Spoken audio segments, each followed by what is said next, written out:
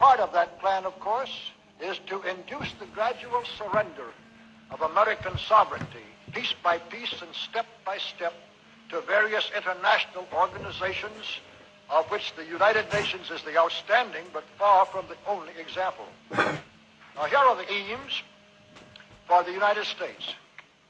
1, greatly expanded government spending for every conceivable means of getting rid of ever larger sums of American money as wastefully as possible.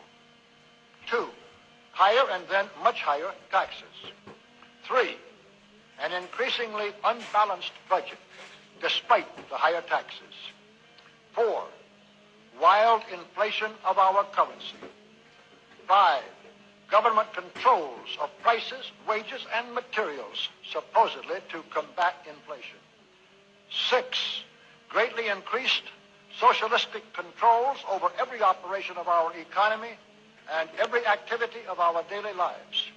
This is to be accompanied naturally and automatically by a correspondingly huge increase in the size of our bureaucracy and in both the cost and reach of our domestic government. 7, far more centralization of power in Washington and the practical elimination of our state lines. There is a many-faceted drive at work to have our state lines eventually mean no more within the nation than our county lines do now within the states. 8, the steady advance of federal aid to and control over our educational system, leading to complete federalization of our public education.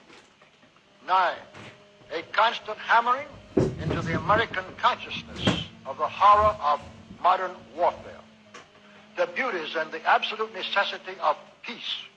Peace always on communist terms, of course. And 10, the consequent willingness of the American people to allow the steps of appeasement by our government, which amount to a piecemeal surrender of the rest of the free world